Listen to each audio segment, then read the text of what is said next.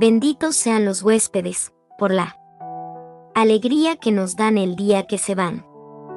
El primer amigo que visitaron Catalina y Jessica en Bogotá con el fin de pasar una noche, que se convirtió en 9, fue Oswaldo Ternera. El obeso amigo de las Pereiranas era un exfuncionario de la Fiscalía que había sido despedido de la institución por mal comportamiento, al comprobársele que dejó vencer los términos legales para que un mafioso fuera condenado. Oswaldo Ternera aprovechó su cercanía y amistad con algunos excolegas del sector de la justicia y se puso a trabajar como espía para los narcos a quienes les revelaba con antelación las decisiones judiciales que los afectaban para que tuvieran tiempo de actuar, ya sea huyendo, asesinando a los jueces en cuyos despachos reposaban sus expedientes o sobornando a los que se dejaran sobornar, que no eran pocos. Jessica lo conoció en el cumpleaños de Morón aprovechando que era la única de las 60 mujeres que no estaba comprometida con ninguno de los invitados. Ese día y amparado en el bullicio de los asistentes durante la interpretación de la ranchera El Rey, Oswaldo le dejó su teléfono para que lo llamara cuando fuera a Bogotá. Por eso cuando ella lo llamó para pedirle el favor de dejarlas quedar con una amiga por una sola noche, Oswaldo Ternera le dijo que sí, antes de que ella terminara de hablar. Y se le despertó tanto la lascivia con la posibilidad del menaje a Troyes, que corrió hasta el supermercado a aprovisionarse de licor, preservativos y alimentos. Las niñas llegaron a eso de las 7 de la noche asegurando que viajaban al día siguiente y hasta le exhibieron a Oswaldo los tiquetes de avión, para generar más confianza en él. Se instalaron en una habitación que él les asignó, deshicieron las maletas repletas de ropas, zapatos, perfumes y cosméticos y se pusieron a mirar televisión mientras Oswaldo, el entusiasmado e iluso Oswaldo Ternera, les preparaba comida ideando la posibilidad de retenerlas, aunque fuera una noche más, por si esa no le era suficiente para hacerse a los encantos de las dos mujercitas o, cuando menos, a los de una de ellas. La noche le fue insuficiente a Oswaldo Ternera para conquistar a las mujeres, que inventaron todo tipo de disculpas para evitarlo, por lo que él mismo, sin saber que estaba cometiendo el peor error de su vida, les pidió, no, mejor les suplicó, que se quedaran un día más. No se vayan, quédense que mañana recuperan el día, si no se marchan vamos a cine o a bailar, no sé, donde quieran, miren que del afán no queda sino el cansancio y no sean tan rogadas. ¿Qué van a hacer a Pereira un martes?, les preguntó antes de convencerlas, ignorando que para hacerlo no habría tenido la necesidad de abrir la boca. Ellas que desde la misma noche en que llegaron sabían que no iban a salir de ese apartamento antes de que Catalina tuviera los senos grandes o antes de que Oswaldo las echara por las malas, pusieron un poco de resistencia, esgrimieron un par de razones válidas y, con algo de dificultad, aceptaron quedarse, logrando sacarle al pobre Oswaldo una sonrisa igual a la que ponen los vendedores de libros cuando, por fin, alguien les está firmando una orden de compra. Todo el día siguiente lo dedicaron a visitar, con obsesión de penitentes, los distintos consultorios de médicos esteticistas de Bogotá. Como contaban con la ropa de marca que les había quedado de la bonanza traqueta, siempre eran bienvenidas a todas las clínicas que visitaban. En la primera les dijeron que la cirugía costaba 4 millones de pesos, que requería de anestesia general, que duraba 30 minutos y que la incapacidad era de 2 semanas. El problema era que los exámenes preliminares tenían un costo de 300,000 pesos similares al que les exigieron en otras clínicas. Como ellas no llevaban consigo esa suma, desaparecía de escena como por encanto y jamás volvían. Alguna vez se equivocaron y regresaron al mismo sitio, solo que por calles distintas y se encontraron de frente con el doctor Mauricio Contento, quien al verlas exclamó con risas: yo sabía que iban a volver porque en ningún lado les van a dar los precios y la facilidad que les estamos dando acá. Se refería a la disposición que tenían ellos de recibir un cheque al día por 50% de la cuenta y 2 cheques post fechados a 30 y 60 días, por el 50% restante de la deuda.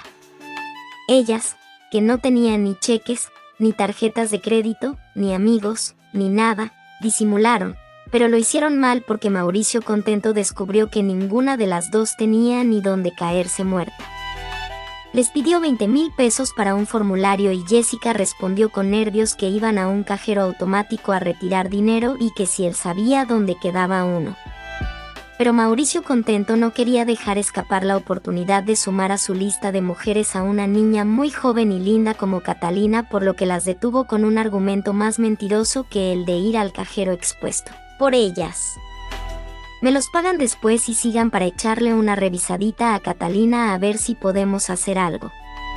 La revisó, la morboseó, se encaprichó con sus caderas y su cola turgente como espuma ortopédica y se fijó, como meta inmediata, llevarla a su cama a cambio de la operación y la promesa de pagarla cuando sus amigos de la mafia sobornaran a todo el mundo para poder salir de la clandestinidad. Pero él sabía que, si quería sacar el máximo provecho de su situación y posición, debía entregar a cuentagotas la solución. Primero les dijo que sin dinero no tenían posibilidades. Que él les podía fiarlo de la mano de obra, es decir, la cirugía y el alquiler del quirófano, pero que ellas tenían que conseguir el dinero para la materia prima, o sea, los implantes de silicona que no tenían un precio inferior a los 2 millones de pesos. Sin embargo, y pensando en un canje de las prótesis por placer, dejó una puerta abierta para que las niñas no se evadieran del todo y les dijo que volvieran al día siguiente a ver qué otra cosa se les ocurría a ellas o a él. Al día siguiente y con los ojos hinchados de tanto llorar, Catalina se apareció en el consultorio del doctor Mauricio Contento, acompañada como siempre por Jessica, a decirle que por ahora no iba a ser posible la cirugía porque, a decir verdad, ella no tenía de dónde sacar 2 millones de pesos. Al ver el pesimismo y la desesperanza que proyectaban los ojos de la niña, el médico indagó por lo sucedido hasta descubrir lo que ya sabía. Mauricio Contento solo se limitó a decirles que tuvieran paciencia porque él también había sido perjudicado con la estampida de muchos capós quienes le adeudaban cerca de 80 millones de pesos por concepto de operaciones a novias, amigas y familiares. Acto seguido y observando con más detenimiento las piernas y las caderas de la niña de los ojos de Albeiro, el médico se dedicó a demostrar sus virtudes sociales, su trabajo por los desamparados y su hambre por la ilíquida clientecita de las nalgas de acero. Les dijo que no se preocuparan porque él iba a ver cómo se inventaba la manera de operarla con otra rebaja grande y excepcional. Que tuvieran cuidado porque el gremio estaba lleno de médicos inescrupulosos y a veces, falsos, que solo pretendían llevarse las niñas a la cama a cambio de una cirugía y que, en ocasiones, les sacaban el anticipo sexual para luego incumplirles. Catalina se puso a llorar de nuevo. El médico le pidió a Jessica que los dejara solos. Le dijo que no llorara más porque se iba a poner fea. La abrazó y la tomó de las caderas, tanteando que otro tipo de rebaja podía hacerle, y su impresión fue tanta que claudicó ante el deseo y mandó al carajo toda la cotización. Mira mi amor, hagamos una cosa. Deja de llorar y ponte feliz porque te voy a operar. Después me pagas. Catalina apenas lo podía creer y él le repitió la promesa abrazándola y estrechándola contra su pecho. Te voy a operar gratis y te voy a fiar los implantes porque me duele mucho verte así. Además, me da miedo que caigas en las manos de algún bandido que solo quiera aprovecharse de ti. Con esas ganas tan grandes que tienes de operarte, eres capaz de cometer una locura y yo no quiero que te pase nada, ¿entendiste? Catalina respondió moviendo la cabeza, hacia arriba y hacia abajo mientras limpiaba sus lágrimas contra la solapa de la blusa blanca del doctor Contento. El médico le echó un par de chistes, ni tan malos ni tan buenos, pero el caso es que le logró arrancar una sonrisa a su futura víctima. Luego le dio un beso en la frente alando con fuerza sus caderas contra su pelvis, buscando quizá una confirmación del negocio que de palabra acababan de pactar. Catalina se meneó un poco y lo besó aceptando el pagaré. Felices con la noticia, volvieron donde Oswaldo Ternera por 10ª vez consecutiva, pero este no les quiso abrir más la puerta. Les dejó las maletas en la portería del edificio y le dijo al celador que no les diera explicaciones. Argumentó su acción, sin que el celador se lo pidiera, contándole que esas viejas lo tenían mamado. Que no tendían las camas, que dejaban la ropa interior sucia y regada por todas partes, que no se acomedían a lavar un plato, que le dejaron una cuenta de teléfono ni la hijoputa y que, fuera de eso, lo peor, lo imperdonable, ninguna de las dos se lo quiso dar. La verdad de todo era que las mujercitas habían refinado un poco sus gustos y Oswaldo Ternera ni tenía pinta ni tenía dinero, que para el caso de casi todas las mujeres emergía como el mejor de todos los afrodisíacos. Por eso se dedicaron a consentirlo, a decirle que tan lindo, que tan berraco, que tan inteligente y muchas otras cosas que no lo llenaban, pues el sexo, con alguna de las dos o con las dos al tiempo, era lo que él anhelaba, pero esta posibilidad la sospechaba cada vez más remota. Por eso, la mañana siguiente a la noche en que Jessica lo dejó excitado, en plena madrugada, cuando él se trasladó hasta su cama en medio de las sombras y quiso acostarse a su lado con el pretexto de que estaba haciendo mucho frío, Oswaldo Ternera desempolvó su coraje, les empacó la ropa, le sacó de uno de los bolsos un reloj suyo que alguna de las dos pensaba robarse y llevó las maletas hasta la portería. Apagó el teléfono y se dedicó a mirarlas desde la ventana del tercer piso de su apartamento, reflexionando sobre su fallido intento de poseer a Jessica y pensando, quizá, que, si ella no lo hubiera aceptado en su cama y luego acariciado, su ira no hubiese sido tan exagerada. Cuando ellas salieron a la calle, desconcertadas, aburridas y echándole madrazos a Oswaldo, este las estaba mirando con la cortina cerrada, destrozado y frustrado. Sintió nostalgia y pesar, sintió ganas de arrepentirse y llamarlas, pero pesaron más los recuerdos desagradables como el de la noche aquella cuando observó de incógnito a Jessica mientras tocaba con sutileza y morbo a Catalina sin que él supiera si ella dormía o fingía dormir. Le pareció una afrenta que ella hubiera preferido estar sola o con otra mujer a estar con él y aceptó ese acto como una señal definitiva, inequívoca e imperdonable de que él no le gustaba. Por eso se arrepintió de arrepentirse y las dejó ir. A la medianoche y, luego de deambular por media Bogotá en un taxi que, sin ella saberlo, les estaba consumiendo casi la totalidad de sus ahorros, pudieron conseguir el teléfono de un amigo que Jessica conoció meses antes en una discoteca de Pereira por las épocas en las que sus amigos de la mafia sobornaban a los porteros del lugar para que la dejaran ingresar a pesar de no tener los 18 años.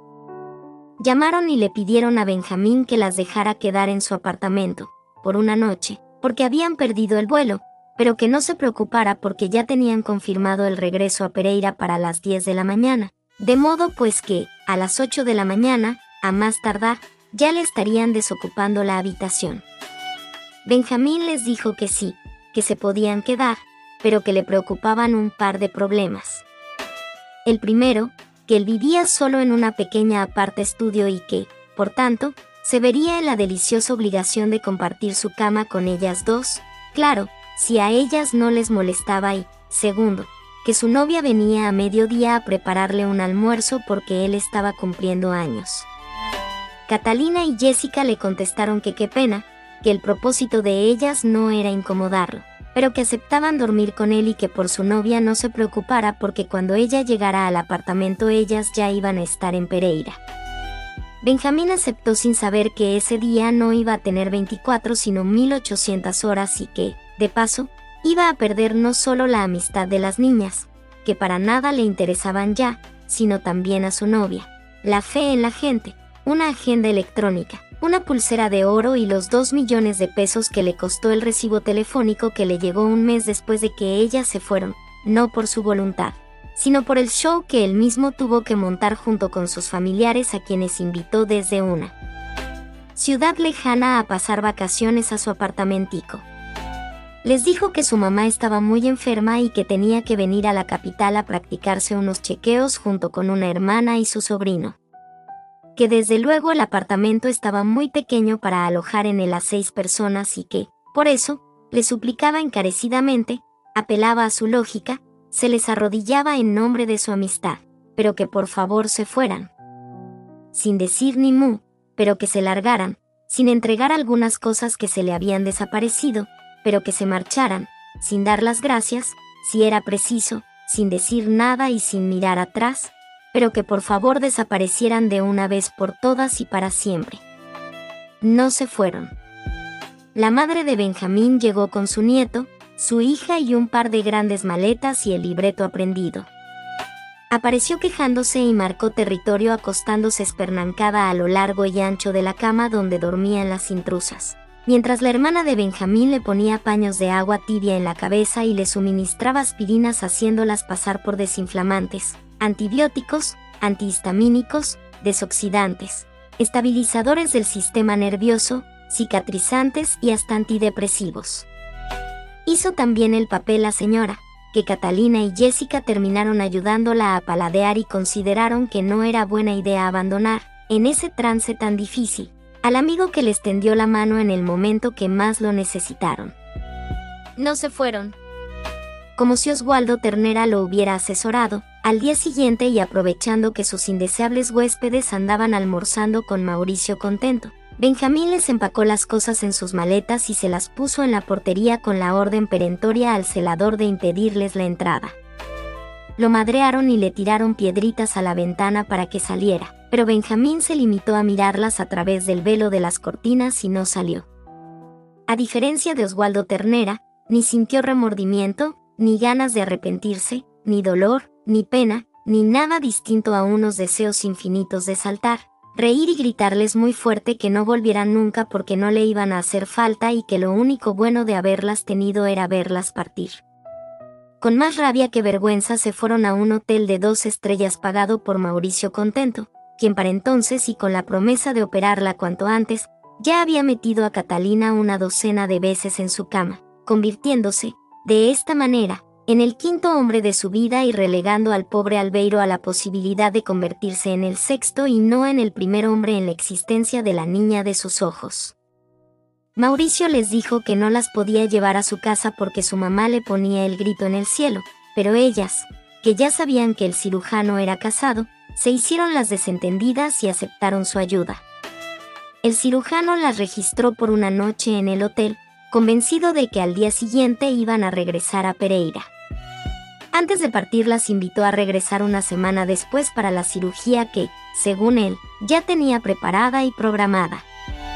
Al igual que a Oswaldo Ternera una noche se le convirtió en 20 y a Benjamín Niño, otra noche se le convirtió en 75. La noche de hotel que Mauricio Contento les regaló a sus amigas resultó muy larga y solo terminó, 14 días después, el 18 de junio, cuando Albeiro se apareció en el lobby a cobrar lo prometido por ella, entregarle su virginidad cuando cumpliera los 15 años. Catalina no pudo recibir regalo más inmenso e inconmensurable que la presencia del hombre a quien en verdad amaba en este mundo. Albeiro soltó con desgano un oso de peluche que traía en sus manos y caminó hacia su amada con ganas de llorar y un ramo de 15 rosas compradas a la entrada de un cementerio. Ella se lanzó en sus brazos derretida por la dicha y la rabia de verlo.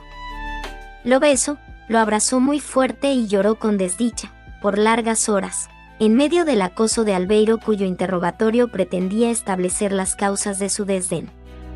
No lo logró, pero casi lo descubre por pura coincidencia, cuando sonó el citófono de la habitación y Jessica contestó en clave, pálida del susto, y mirando con señas a Catalina. No. Dígale que ya bajó, dijo asustada, colgó el citófono y salió corriendo mientras Catalina, que estaba segura de la presencia de Mauricio Contento en el lobby del hotel, se esforzaba por retirar a Albeiro de la ventana para evitar que viera la actuación que se tenía que fajar su amiga para impedirle al doctor Contento que subiera a la habitación. No lo logró porque la desconfianza de Albeiro lo hizo suponer todo. Pero cuando el pusilánime novio empezó con la cantaleta, amenazando incluso con bajar a averiguar lo que estaba pasando, Catalina esgrimió con inteligencia los artículos más importantes del pliego de peticiones que él le firmó meses atrás después de haberle pegado y como condición para ser perdonado y que, entre otras cosas, le había servido para venir a Bogotá sin que el pobre Albeiro pudiera decir algo diferente a «Chao amor, se cuida mucho». Le dijo que ella no tenía que ver con lo que estuviera haciendo Jessica. Que ese señor era un amigo de ella y que si estaban peleando no era culpa suya. Que se acordara de su promesa de no molestarla ni desconfiar de ella y que, si no iba a ser capaz de cumplir, que se marchara para Pereira y la dejara sola porque a ella no le servía estar con un tipo que dudara de su comportamiento. Como siempre, y mientras Jessica alejaba el peligro de la planta baja del hotel, el pobre Albeiro terminó derrotado al punto que unos minutos después ya estaba pidiéndole perdón a Catalina por no confiar en ella. Catalina lo perdonó imponiendo más condiciones y empezó a sudar helado cuando él las aceptó todas y le recordó, con caricias incontables, que ella también tenía el compromiso de hacer el amor con él ese preciso día. Catalina se asustó, pero al momento asimiló el compromiso y se calmó. Necesitaba ganar tiempo. No se le ocurrió nada distinto a fingir, asegurándole que ella también estaba esperando ese momento con ansiedad, pero que prefería esperar un día más y hacerlo en Pereira, ya sin la presión del viaje y lejos de la presencia de su amiga. Albeiro aceptó y sintió ganas de morirse de la dicha. Catalina se preocupó, sabía que con 5 hombres y un aborto en su haber no iba a ser fácil venderle a su novio el mito de su virginidad, pero tenía que hacerlo. Cuando Jessica regresó con claras y necesarias intenciones de partir con premura de ese lugar, Catalina no hizo preguntas y se limitó a empacar su ropa muy preocupada por la posibilidad de haber perdido para siempre la cirugía que le iba a fiar Mauricio Contento. Como no podía preguntarle nada a Jessica, por la proximidad física de Albeiro, se inventó un desplazamiento a la lavandería del hotel con el fin de recoger la ropa que tenían secando desde la noche anterior, aunque sabía que la tal ropa no existía y que debían regresar indignadas a la habitación maldiciendo y puteando a todo el mundo por la pérdida de las prendas. En el patio de ropas, Jessica le mostró el regalito que le dejó Mauricio de cumpleaños y una muy mala razón. Le dijo que el médico se ausentaría del país una semana, pero que él entendía lo que estaba pasando por la aparición intempestiva de la mamá y que no se preocupara porque dentro de 8 días, él ya tendría todo listo para la cirugía. Al volver a la habitación maldiciendo por la pérdida de la ropa, Catalina y Jessica le manifestaron a Albeiro que estaban listas para partir. Renace la flor. Luego de un tedioso viaje de 7 horas por tierra tocando la carretera más alta del país en el alto de la línea, Albeiro, Jessica y Catalina llegaron a Pereira. Doña Hilda y Bayron le tenían a Catalina una fiesta sorpresa con amigos, familiares, una torta rodeada de fresas y un obsequio de tamaño mediano y bien envuelto en papel regalo de colores fucsia y rosado. Era un despertador con una gallina dando picotazos a la nada, similar al que Bayron le quebró de un botellazo, cuando Catalina apenas comenzaba su loca carrera por convertirse en una mujer próspera y feliz. Cantaron y bailaron hasta el amanecer celebrando por doble partida, el cumpleaños y el retorno de Catalina a su casa. Vanessa, Ximena y Paola, quienes la acompañaron apenas hasta las 10 de la noche, se aterraron al no ver el pecho de Catalina inflado y se fueron al trabajo comentando que la pobre se moriría con las tetas chiquitas. Antes de irse, las cotorras inseparables amigas se preguntaron de todo, unas a otras. Que como les iba en Bogotá, preguntaban unas, que como les estaba yendo en Pereira, decían las otras. Todas se mintieron. Las recién llegadas a Pereira dijeron que les estaba yendo divinamente en las pasarelas de la capital y que si a Catalina no se le daba la gana de operarse era porque el dueño de la agencia de modelos necesitaba niñas con un corte más internacional que exigía senos pequeños.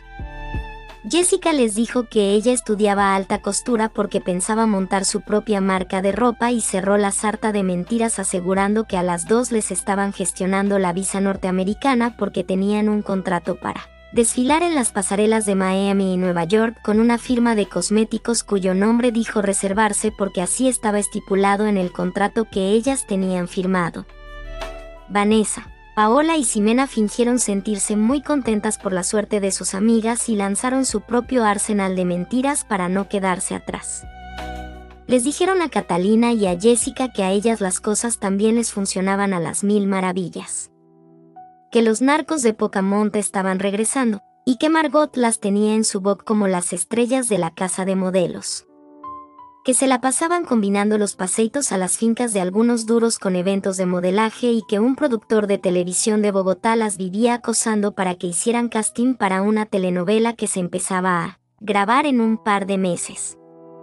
Que ni Morón ni Cardona ni el Titi daban señales de vida y que, al parecer, seguían escondidos en Venezuela, Cuba y Panamá, pero que ellos ya les habían mandado a decir con Mariño que llegaban en un mes, después de que los gringos olvidaran un poco de sus caras y que iban a celebrar por lo alto su regreso con una fiesta de una semana completa en una finca cercana al lago Calima.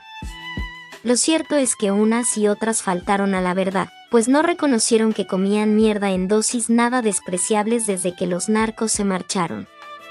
Ni las recién llegadas de Bogotá dijeron que estaban pasando necesidades de casa en casa, echadas de todos los lugares donde no hacían más que comer, robar, dormir y llorar. Ni las que se quedaron en Pereira contaron que se habían metido a prostitutas, aguantando todo tipo de vejámenes por parte del dueño de la casa de citas y de los clientes para no morirse de hambre.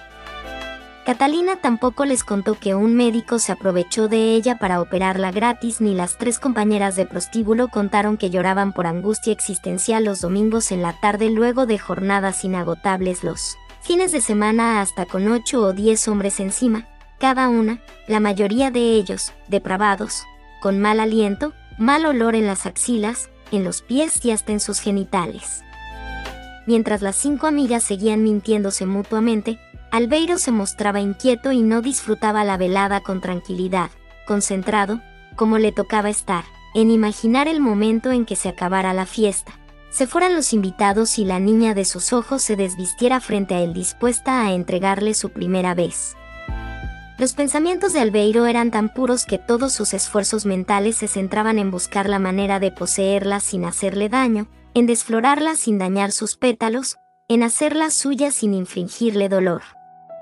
Catalina, por su parte, pidió permiso a sus 3 vecinas para conversar a solas con Jessica sobre la manera como engañaría a Albeiro porque ella no estaba dispuesta a echar por la borda la ilusión que durante 2 años venía alimentado con tanta paciencia y anhelo el bueno de su novio que, con seguridad, seguía convencido de su virginidad. Jessica le dijo que, ante la ausencia de menstruación, echara mano del viejo truco, según el cual, no todos los símenes sangraban y tampoco todos se reventaban porque los había elásticos y complacientes como al que ella le tocaba tener desde esa precisa noche. También le dijo que evitara lubricar a toda costa y que, si lo hacía, se limpiara con una servilleta o papel higiénico a fin de dificultar la penetración. Lo demás ella lo sabía. Tenía que fingir, gritar, llorar de dolor y emborrachar a Albeiro. Confiada en la cartilla de Jessica, Catalina se dedicó a emborrachar al hombre que la consideraba la niña de sus ojos, mientras Paola, Vanessa y Ximena se despedían para acudir a su denigrante trabajo, aunque mintieran con el pretexto de ir a modelar en un evento del Festival de la Cerveza. Jessica supuso que algo raro estaba pasando, pero prefirió callar con algo de compasión, evitando que ellas se sintieran mal. Como a eso de las 5 de la mañana, cuando ya todos estaban ebrios, algunos dormidos y otros en desbandada, Albeiro pasó su factura de cobro a Catalina en medio de su embriaguez. Ella le dijo que bueno, que sí, pero que dónde. Él le dijo que no se la llevaba a un motel porque ese no era lugar para una niña inocente y de 15 años como ella, por lo que terminaron haciéndolo en su cuarto, muy cerca de la cabeza de alguien que cayó fundido en la cama de Catalina y casi encima del bracito de un niño, hijo de una de sus tías, que dormía con placidez con medio cuerpo en la cama y el otro medio en el aire, a punto de caer al piso. En medio de su borrachera, Albeiro trató de hacer de ese el momento más inolvidable para él y para su novia. Temblando de miedo y emoción, mirando la cara dormida de quienes los rodeaban, la empezó a besar con suavidad, primero en los ojos, luego en la nariz, después en la boca y por último en el cuello. Aunque tenía los deseos y las intenciones de besar los pétalos de esa flor que por fin tenía el placer de hacer suya, pensó que no era buena idea hacerle eso a una niña tan pequeña y tan inexperta y decidió aplazar el juego oral para una futura ocasión. Además, porque no quería asustarla durante su primera vez. Aunque Catalina fingió todo lo que pudo y dificultó la penetración hasta donde su ingenio le alcanzó, como a eso de las 5:44 de la mañana, según el reloj de la gallina, Albeiro la hizo suya con un gesto sublime de éxtasis y dolor ajeno. Hizo lo posible por no agredirla, por no dañarla, por no lastimarla, por no herirla y sintió mucha vergüenza por no haberlo conseguido cuando Catalina le clavó las uñas en la espalda, Le mordió los labios con mucha violencia y dejó escapar la misma docena de lágrimas que había derramado su primera y real vez en un intento inteligente y cínico por reconstruir, lo más fiel posible, su primer acto sexual cuando Caballo y sus dos amigos la poseyeron, por aquellos tiempos en que su ingenuidad aún le permitía confiar en los hombres. Queriendo compensar la inmensa dicha que sentía, Albeiro se dedicó a acariciarla, a consentirla y a besarla hasta el alba. Horas más tarde, cuando la mayoría de invitados aún dormía, Albeiro se apareció en la alcoba de su amada con un plato humeante de caldo de gallina, preparado por él mismo y cuya bandeja compartía con un par de flores recogidas en los antejardines del vecindario. Catalina sintió pesar por él una vez más y no tuvo otro remedio que continuar su actuación inventando gestos de dolor y haciendo dificultosa su sentada en la cama invadida en todas partes por distintas personas. Viéndola sufrir por su culpa, Albeiro lloró en silencio mientras ponía en su boca una y más veces la cuchara repleta de caldo de gallina. Con picardía y timidez le agradeció el haberle entregado su virginidad y le reiteró con orgullo sus intenciones de llevársela a vivir en una pieza que ya tenía vista en el barrio El Dorado donde una señora les dejaría poner en el pasillo una estufita para cocinar. Le dijo que, aunque el baño tenía que compartirse con otras 4 familias, tenían a su favor que la alcoba que él pensaba tomar era la más próxima a este, por lo que el trayecto a recorrer con una toalla alrededor del cuerpo sería relativamente corto y se podía cruzar con una pequeña carrera de 4 pasos. Ella tenía muy claro que ese no era el estilo de vida que quería llevar, y le dijo que todavía no estaba preparada para vivir con un hombre, pero que le esperara porque lo amaba y no era capaz de pensar en alguien distinto. En esa se detuvo un taxi frente a su casa y de él vieron bajar a Paola, Vanessa y Ximena en perfecto estado de degradación, esto es, ebrias, dando tumbos, riendo a carcajadas y diciendo groserías, con el maquillaje corrido, la ropa arrugada y una botella medio consumida de vodka en sus manos. Albeiro le dijo que él creía que esas viejas andaban en malos pasos y Catalina le preguntó el porqué de su duda, sospechando, quizá, que su novio hubiera frecuentando su casa durante el tiempo que ella permaneció en Bogotá. Albeiro le dijo que no era normal verlas salir todas las noches, verlas regresar siempre de madrugada y saberlas dormidas durante el día. En relación con la otra sospecha, le dijo que sí, que de vez en cuando frecuentaba su casa con el ánimo de saber si su madre sabía algo de ella, pero que nada más porque doña Gilda no se prestaba ni para entablar una conversación. Le dijo también que su mamá le había informado sobre su paradero en ese hotel de Bogotá y que la señora Gilda se comportaba muy bien con él. Omitió decir que portarse bien con él no significaba, literalmente, saludarlo con amabilidad, hacerlo seguir, preguntarle por su familia, por sus cosas y prepararle tinto e incluso comida. No le contó, por ejemplo, que una noche cuando él llegó a preguntarla, doña Gilda estaba vestida con una pijama de velo transparente que le dejaba traslucir su panty blanco de licra que le demarcaba las partes íntimas con terrible precisión y que él, no habiendo aguantado más la angustia que sentía por poseerla desde hacía varios meses, le había pedido el favor de dejarlo quedar en la casa porque estaba peleando con su familia y no tenía en dónde pasar esa noche.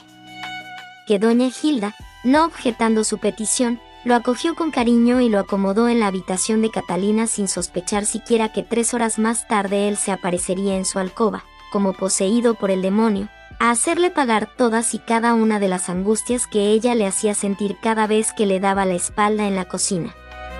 Que aterrada, doña Gilda intentó expulsarlo de la alcoba, pero que Albeiro la tomó con fuerza por los brazos tumbándola con furia sobre la cama para luego embestirla con la cabeza y besarla entre las piernas. Cosa que ella no resistió como no lo podía hacer en aquella, ni en épocas pretéritas ni pospretéritas, mujer alguna.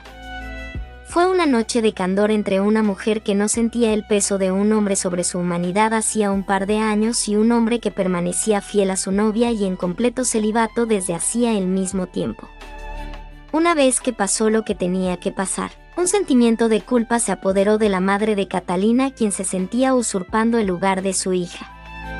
Por eso le pidió a Albeiro que no volviera, por temor a que se repitiera lo mismo y también porque su hija no merecía un hombre que era capaz de acostarse hasta con su propia madre. Albeiro trató de convencerla con todo tipo de argumentos y disculpas psicológicas, fisiológicas y lógicas, pero doña Hilda no las aceptó y le reiteró su solicitud de desaparecer de una buena vez por todas de la geografía mundial.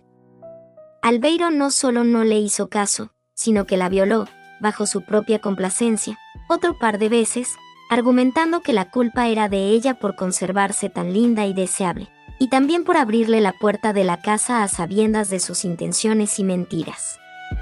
De todas maneras, Catalina ni lo supuso ni Albeiro se lo contó, además, porque doña Hilda le dejó muy en claro, la cuarta vez que se apareció por su ventana golpeando con una piedra muy pequeña, que tenían que ponerle fin a esa situación argumentando que ella se sentía muy mal haciéndole el cajón a su hija y porque ella, Catalina, acababa de llamar desde Bogotá. Albeiro aprovechó la oportunidad para preguntarle en qué lugar se estaba hospedando y doña Hilda se arrepintió después de haberle dicho que se estaba quedando en el Hotel La Concordia. Albeiro le agradeció por la sensatez, por la información, por las 3 veces que estuvo con él y el amor por su hija al sacrificar jornadas de lujuria tan extremas como las que estaban viviendo ambos y se marchó a Bogotá con la misión apocalíptica de dañar por 5ª vez el sueño de Catalina. Allá llegó justo antes de que Mauricio Contento viniera a anunciarle que la operaba al día siguiente porque tenía que hacer un viaje que lo alejaría por una semana. Pero ni Catalina ni Jessica supieron que Mauricio Contento había hecho de esa situación una excusa perfecta para evadirse de ellas, que a esas alturas y en esas condiciones, comiendo, viviendo y lavando ropa en el hotel, le estaban saliendo más costosas que la misma operación.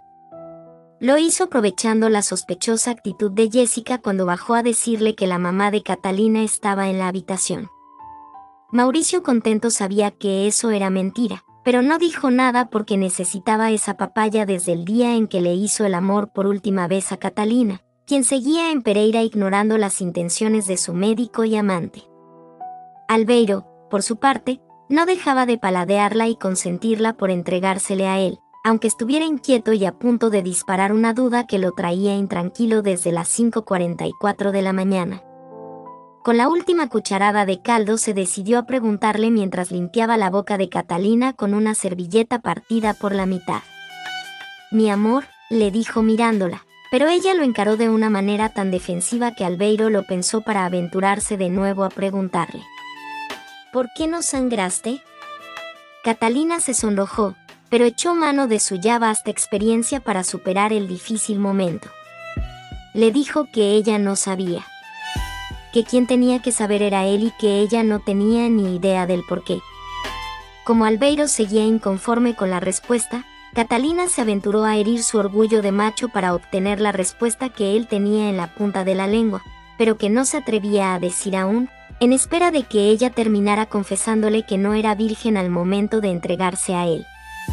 Le dijo, con toda la premeditación del caso que, a lo mejor, el tamaño de su miembro no era lo suficientemente grande ni fuerte como para romperle el himen y su estrategia de desbaratar el ego de su novio le arrojó, de inmediato, los mejores resultados.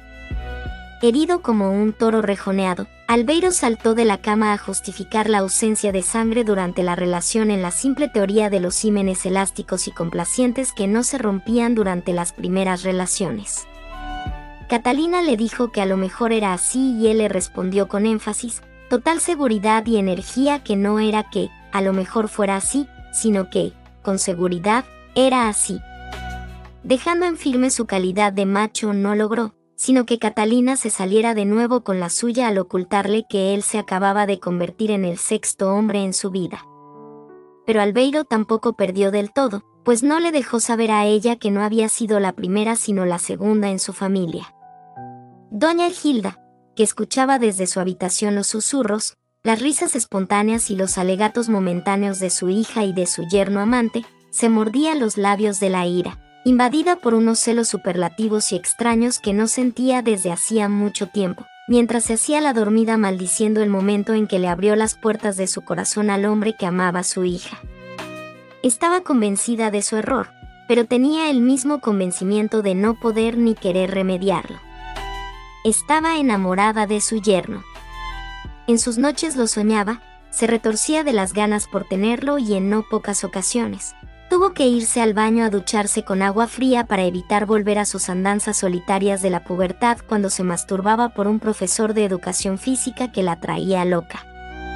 Cuando Albeiro viajó a Bogotá en busca de Catalina, ella le escribió una carta que al final se arrepintió de entregarle y en la que le pedía que no se fuera. Que dejara a Catalina vivir en paz su aventura y que se quedara a vivir con ella. Que lo necesitaba, que le hacía falta, que lo amaba más que a su propia hija y que, por favor, hiciera lo posible por olvidarla porque su alma ya empezaba a sentirse marchita y triste al saber que él solo se fijaba en ella por sus encantos eróticos y no por la comida que con tanto amor le preparaba las noches cuando él iba a visitarla con el pretexto de saber si Catalina había llamado. La otra parte de la carta era un manual de instrucciones actorales para sortear la posible visita de Catalina en caso de que Albeiro aceptara hacer vida marital con su suegra. Le decía que ante esa eventualidad ella iba a disimular lo máximo posible para que Catalina no sospechara que ella estaba enamorada o que entre los dos pasaba algo. Le prometió que los iba a dejar tener su noviazgo, aunque ella se tuviera que morder los labios de rabia, y le propuso que compartieran su casa, su cama y el secreto de su amor hasta cuando él tuviera el coraje suficiente para enfrentar la situación. Le escribió también que, si él decidía no dejar a Catalina, ella tendría la paciencia necesaria para llevar el secreto hasta la tumba, siempre y cuando él aceptara, como mínimo meterse bajo sus cobijas una vez al mes. Albeiro nunca conoció la carta, pero doña Gilda, que lo seguía escuchando mientras consentía a Catalina en la otra habitación, estaba pensando en entregársela mientras la doblaba con delicadeza, tratando de remedar la manera en que Catalina se las envolvía en el colegio, pero, desde luego, sin poder hacerlo. Al final la dobló por la mitad y luego la volvió a doblar por la mitad, se la echó dentro del sostén. Se puso la pijama y salió a preparar un tinto para poder tener un pretexto que le permitiera irrumpir en la habitación donde su hija lloraba de ternura ante las dulces palabras que Albeiro lanzaba con un tono infantil y arrullador.